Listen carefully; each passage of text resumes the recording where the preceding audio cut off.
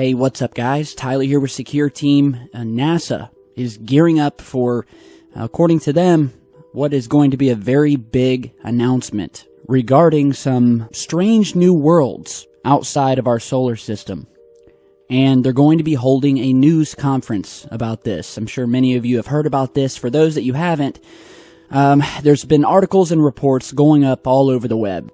Huge announcement of the year from our friends over at Never a Straight Answer, or NASA. And of course, once again, they've done this before. It's got a lot of people wondering, asking me, what do I think? And well, what we know so far is that the news conference that'll be held Wednesday is going to have to do with exoplanets that orbit a star other than our own sun. It's going to be happening at 1 p.m. Eastern Time. And apparently there's going to be a Reddit Q&A about this. Although don't hold your breath. NASA has never been one to hold live or take live questions from the normal folks like you and me because they don't want to be asked about what they're really doing and what they really know. So detailings of these findings are embargoed by the journal Nature until 1 p.m. Limited seating is available in the NASA TV studio for media who would like to attend in person at the agency's headquarters. A Reddit AMA Ask Me Anything about exoplanets will be held following the briefing at 3 p.m. with scientists available to answer questions in English and Spanish. So that's really all we know. And the big question is, these other exoplanets that orbit around stars that are not our own, as NASA has cryptically stated in their press release, many hopes have been raised that NASA may be revealing an alien planet or planets that are capable of hosting life. So tomorrow is the big announcement.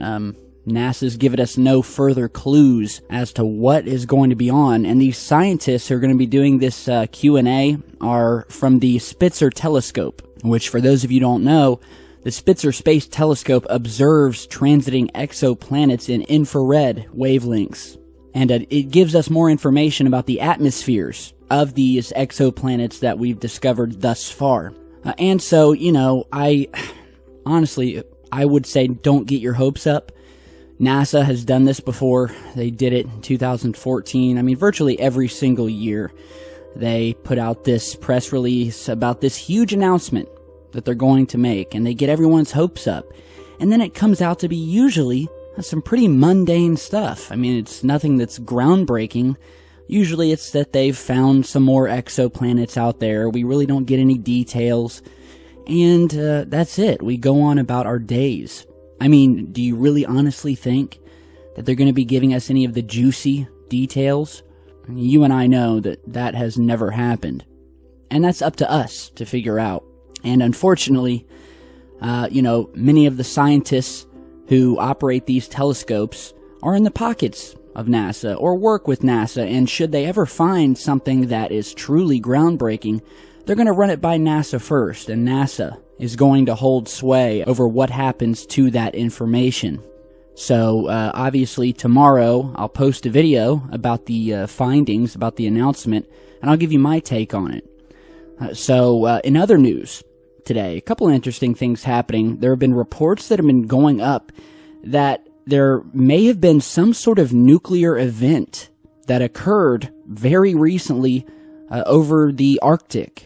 A new report from a website called thedrive.com, which has been featured by a host of other websites, is asking the question as to whether there's some sort of radioactive presence in our air that comes from a recent nuclear test, something like that, or just some sort of nuclear explosion that has got the military worried. And the reason he's asking this is because he's basically done some research and found that there was a recent deployment of this jumbo jet that's part of the Air Force. It's called the Air Force WC-135 Constant Phoenix, and it's an atmosphere-sniffing jet.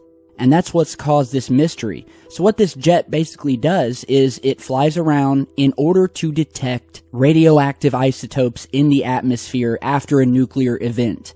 And for some reason, this plane was deployed And so it's got people wondering as to whether there was some sort of nuclear incident or incidents that have occurred in the Arctic over the past month.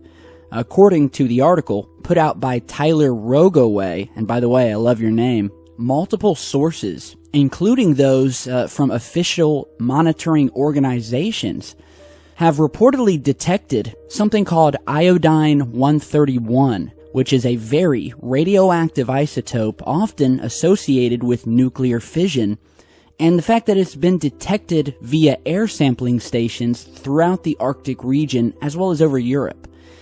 The first detection of the isotope came during the second week of January via an air sampling station located on Norway's border with Russia's Kola Peninsula. Within days, air sampling stations as far south as Spain also detected the presence of small amounts of the isotope. The fact that iodine-131 has a half-life of just 8 days would point to the release of this isotope occurring just days earlier, and not being a remnant of a past nuclear event.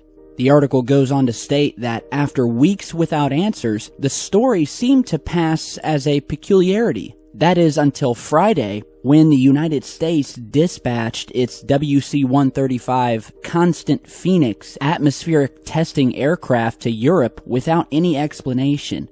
The highly unique aircraft are specifically designed to respond to nuclear incidents, especially those that include the detonation of nuclear warheads. By sampling the air over wide areas and at altitude, the aircraft can provide critical data to better understand the signature of radiation being released. During nuclear tests, this can help scientists define what type of weapon was detonated and, in conjunction with other data, how large the blast was. For instance, the airplane went to work following the 2011 earthquake that resulted in the meltdown of Japan's Fukushima nuclear power plant. So this leaves us with the question as to why has this plane suddenly been deployed? And is this in response to a recent nuclear incident that we don't know about? We've recently been posting videos about the massive amount of radiation that is being leaked into the Pacific Ocean, specifically from the Fukushima nuclear power plant. I think it was leaking something along the lines of between 300 and 500 tons of radioactive water into the ocean every single day. And so we're seeing these huge spikes in radiation that is being found on our shores, in our food, in our water. And we posted a video a couple days ago. We were talking about the massive heat anomaly that they detected in the Pacific Ocean. They called it the blob. And basically, there's a certain point in the ocean that is heating up, and they don't understand why. And it's leading to massive animal die-offs around the world. And many people believe that that also has something to do with Fukushima. And so could this have something to do with that? I wouldn't doubt it. Others believe that possibly Russia tested a nuclear weapon, possibly. But, this Fukushima thing, it really does make me nervous. Because with the amount of radiation that is being leaked into the ocean every single day, and the fact that Japan has been caught lying about this, trying to say that they've got it taken care of when they really don't, stating that it's going to take them up to 4 decades to get this radiation problem under control. I mean, I have very little faith in the Japanese officials over there. And, add to that the BP oil spill, and I really do think we're in for some rough times ahead if we can't get these things under control. Radiation kills you if there's enough of it. And with everything going on lately, it would seem that this is really going global here. So I'll go ahead and link you to the full article on thedrive.com. You guys can go over and check it out. And of course, let me know what you guys think. So be sure to stick around. We're going to be talking about NASA's big announcement tomorrow on the channel. Again, it's at 1 p.m. Eastern. And fingers crossed. And stay tuned, because I've got another video in the works.